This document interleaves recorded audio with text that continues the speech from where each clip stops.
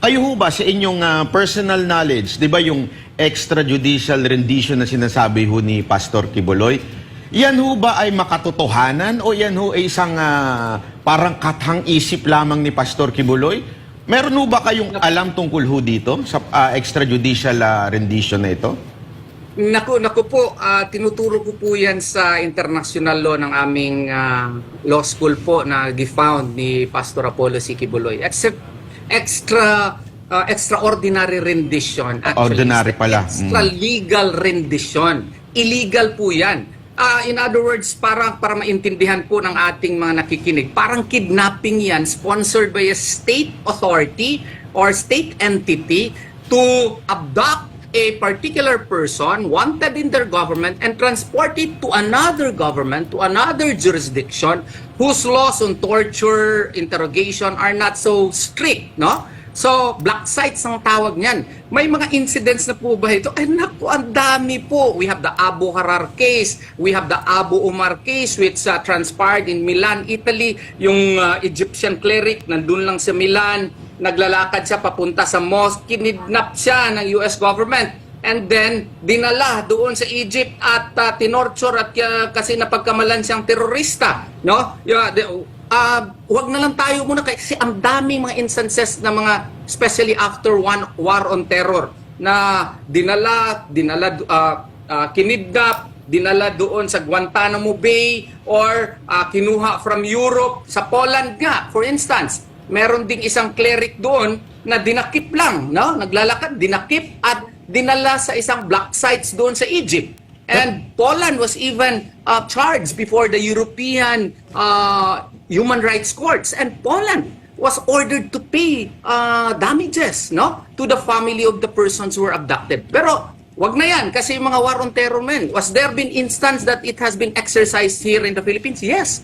Si Michael Merry, nung panahon ng 2002 or 2005 ba yun, who was involved in a bombing incident here in Evergreen Hotel in Davao City. This was during the time of the mayorship of our beloved former President Rodrigo Duterte. Pumutok yung Evergreen Hotel. The police was about to file charges against him and all of a sudden, alleged FBI agents got him physically and was shipped out of the country. Kaya nga, galit na galit si President Rodrigo Duterte at that time.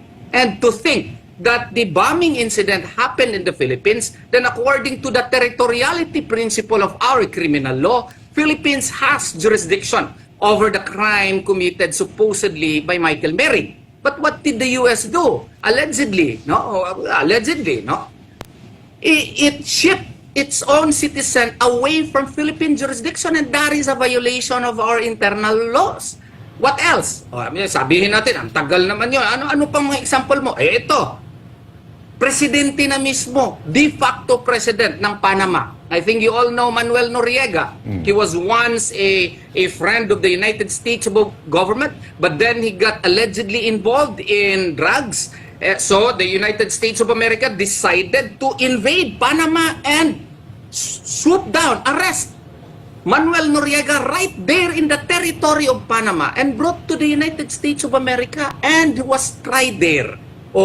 Grabe na example yung presidente pa nga kinuha ng United States of America, de facto president siya nung time na yon sa Panama at dinala sa United States of America. How much more si Pastor? No, kung nakaya ng United States of America ang pag-abduct ng de facto president, all-powerful president of Panama during that time because he was dubbed as a dictator of Panama at that time. His word was the law. How much more si Pastor?